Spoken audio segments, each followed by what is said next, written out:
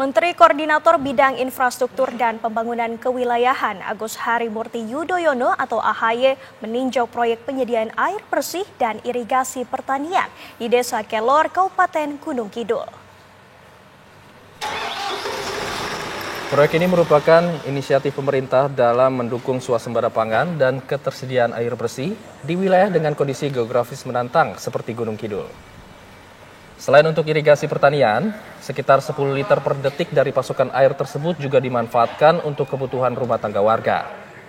Menko AHY menyampaikan pihaknya akan terus mendorong kolaborasi antar pemerintah pusat, provinsi, dan kabupaten agar proyek air bersih seperti di Desa Kelor dapat diperluas ke wilayah lain yang membutuhkan.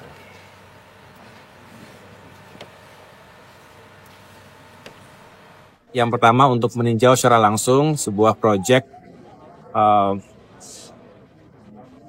kesiapan air untuk mendukung swasembada pangan, terutama dengan irigasi. Tadi kita melihat secara langsung ada pompa air tanah yang mengalir dengan baik, airnya bersih, kurang lebih 40 liter per detik. Ini bisa memenuhi kebutuhan sawah-sawah bagi para petani di sekitar Desa Kelor ini.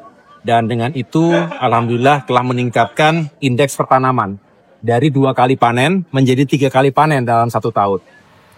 Kementerian Transmigrasi bersama Komite Percepatan Pembangunan Otonomi Khusus Papua mendorong terbentuknya kawasan ekonomi baru di tanah Papua guna membangun pertumbuhan ekonomi yang inklusif sesuai arahan Presiden Prabowo Subianto.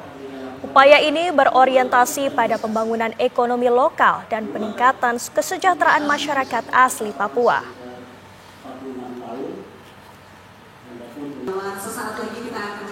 Dorongan investasi ke Papua dalam skema izin pelaksanaan transmigrasi atau IPT menjadi salah satu fokus pemerintah dalam forum investasi transmigrasi di Jakarta. Menteri Transmigrasi Muhammad Iftitah Sulaiman Suryanagara menjelaskan sejumlah pelaku usaha menyatakan minat untuk berinvestasi di Papua. Hal ini sejalan dengan arahan Presiden untuk memajukan Papua melalui pembangunan kawasan ekonomi baru yang memberdayakan masyarakat lokal. Sementara itu, Ketua Komite Percepatan Pembangunan Otsus Papua, Felix Wanggai, menegaskan bahwa sinergi dengan Kementerian Transmigrasi akan menjadi strategi percepatan pembangunan di Papua.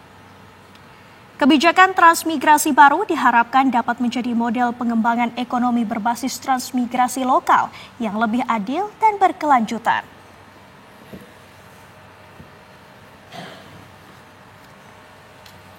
Bahkan sekarang ini mereka tadi mengatakan kami ingin berinvestasi di Papua. Jadi ini juga menarik. Mereka katakan, Pak, kami ingin investasi di Papua.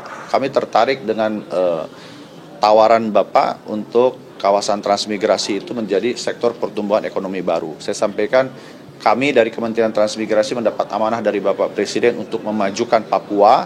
Oleh karena itu kami juga bersyukur salah satu Direktur Jenderal kami kemarin baru saja dilantik, Pak Felix Wanggai, menjadi Ketua Komite Eksekutif Percepatan Pembangunan Otsus Papua. Nah, nanti akan kami kolaborasikan antara Komite Eksekutif tersebut dengan Kementerian Transmigrasi, fokus kepada masyarakat lokal, orang asli Papua, agar mereka bisa hidupnya lebih baik dan lebih sejahtera. Jadi pendekatannya tidak lagi memindahkan penduduk, tapi bagaimana membangun kawasan ekonomi yang baru.